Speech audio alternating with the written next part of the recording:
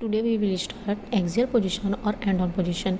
या तो आपको क्वेश्चन में पूछेगा एक्सियल पोजीशन या तो and on position. That is very important topic.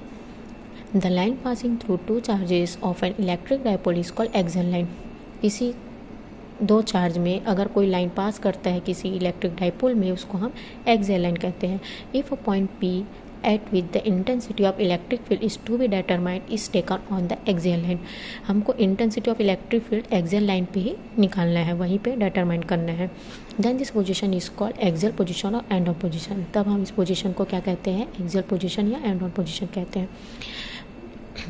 from the diagram इसको शॉर्टकट में समझा देती हूँ। P जो है पॉइंट P है, इंटेंसिटी ऑफ इलेक्ट्रिक फील्ड का।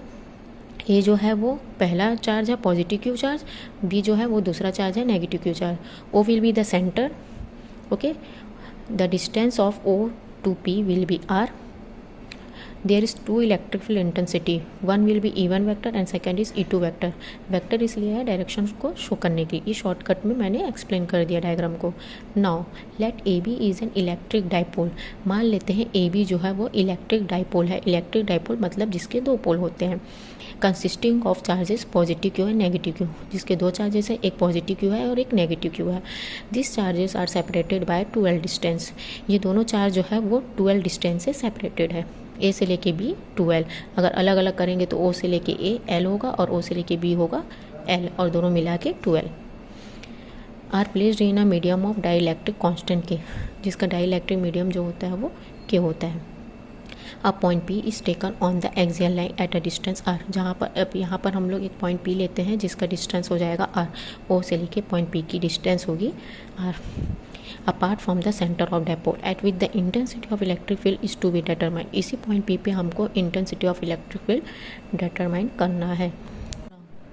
The intensity of electric field at point P due to positive Q charge will be. एक बार पॉजिटिव क्यू चार्ज के लिए इंटेंसिटी ऑफ इलेक्ट्रिक फील्ड निकालेंगे, एक बार नेगेटिव क्यू चार्ज के लिए।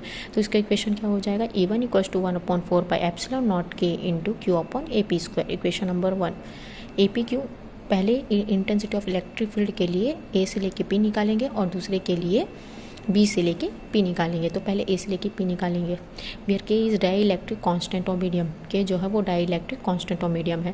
The direction of field is from A to P. इसमें intensity of electric field का जो डायरेक्शन होगा वो ए से लेके पी होगा, लेकिन ए पी को हम दो भाग में बांट देंगे, ओ पी माइनस ओ ए। ओ पी से ओ ए को माइनस करेंगे तो ओ पी मिलेगा, ओ पी से ओ ए को माइनस करेंगे तो ए पी मिलेगा। Alright, A P equals to O P की वैल्यू है आर और ओ ए की value L. From the figure O P की वैल्यू है आर, ओ ए की वैल्यू है L. Now put this value of A P equals to R minus L in equation number 1। Put करने पे ये वाला equation मिलेगा। Again similarly the intensity of electric field at point P due to negative Q charge. पहले positive Q charge के लिए निकाले, अब नेगेटिव क्यू चार्ज के लिए निकालेंगे। इसका इक्वेशन हो जाएगा E2 equals to 1/4πε0K into Q upon BP square. That is equation number 3। जैसे AP को दो भाग में डिवाइड किए हैं वैसे BP को दो भाग में डिवाइड करेंगे। पहले माइनस किया, अब प्लस करेंगे। OP और OB को प्लस करेंगे तो BP मिलेगा। OP और BP को प्लस करेंगे तो पूरा BP मिलेगा। तो OP प्लस OB करेंगे तो BP मिलेगा। OP की वैल्यू R है और OB की वैल्यू L है from the figure. Now put this value of BP in equation number 3। Put करने पे हमको ये वाला इक्वेशन मिलेगा।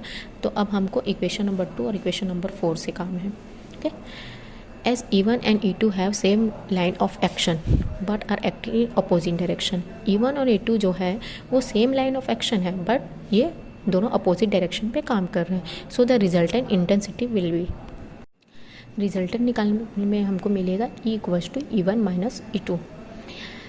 E1 की वैल्यू पुट करेंगे और E2 की वैल्यू पुट करेंगे from equation number 2 and equation number 4। ये वैल्यूज मैंने पुट कर दिया। अब इसको हम सॉल्व करते हैं।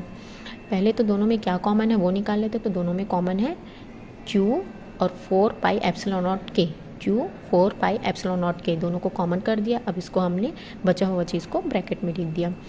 अब ये जो है वो एज इट इज उतर जाएगा। यहाँ पर हम क्या करेंगे, क्रॉस मल्टीप्लिकेशन करेंगे। तो क्रॉस मल्टीप्लिकेशन करेंगे तो r plus L whole square ऊपर चला जाएगा और r minus L whole square इधर ऊपर चला जाएगा। इसको हमने लिख दिया। नाउ ये कौन से फॉर्मूले से ओपन होगा, a plus B whole square का। यहाँ पर मैंने सारे फॉर्मूले लिख दिए हैं। A plus B whole square, A minus B whole square और A minus B A plus B. Okay, तो A plus B whole square से इसको ओपन करेंगे तो R square plus L square plus 2RL minus का minus, क्योंकि ये minus में इक्वेशन तो हम एक और ब्रैकेट लेंगे। तो ये फॉर एयर और वैक्यूम, एयर और वैक्यूम के केस में अगर देखा जाए तो के की वैल्यू क्या हो जाएगी 1। देन तो हमको कुछ नहीं करना है, के की जगह हमको क्या रखना है 1। किसके कंडीशन में, एयर और वैक्यूम की कंडीशन में। तो E equals to 1/4 pi epsilon naught into 2PR R square minus L square whole square newton per coulomb along AP vector, equation number 6। Conditions, if the dipole is very small in size, अगर dipole जो है वो size में अगर छोटा हो, और the distance of point P from dipole is large, और जो पॉइंट P का जो डिस्टेंस हो जाएगा वो डाइपोल से लार्ज हो जाएगा, तब उसमें कंडीशन लिखेंगे R is greater than L, मतलब L छोटा हो जाएगा और R बड़ा हो जाएगा, फ्रॉम इक्वेशन नंबर 5। तब इक्वेशन नंबर 5 में हम क्या करेंगे, E equals to 1/4 pi epsilon naught K 2PR R square, यहाँ पर L था उसके जगह हमने क्या कर दिया 0, क्योंकि छोटा है इसलिए उसको हम नेगलेक्ट मानेंगे। तो L के जगह हम क्या कर देंगे 0, और 0 का स्क्वायर क्या होता है 0, तो हमारे पास क्या बचा R स्क्वायर और उसका भी whole square. E equals to 1/4 pi epsilon naught K into 2PR और R स्क्वायर और उसका भी होल स्क्वायर, वो बन जाएगा R की पावर 4। ऊपर से एक R नीचे से एक R कैंसिल हो जाएगा, तो नीचे कितना बचेगा R की power 3। E equals to 1/4 pi epsilon naught K into 2P/R cube newton per coulomb along AP vector, this is equation number 7। इसमें भी कंडीशन लेंगे, अगर एयर और वैक्यूम की बात होगी तो हम के की जगह क्या लिख लेंगे 1। तो E equals to 1/4 pi epsilon naught into 2P/R cube newton per coulomb along AP vector, that is equation number 8। Hence equation 5, 6, 7, 8 shows the expression of intensity of electric field in axial position due to a dipole। Equation number 5, 6, 7, 8 जो है वो show करते हैं intensity of electric field के expression को और इसके axial position को।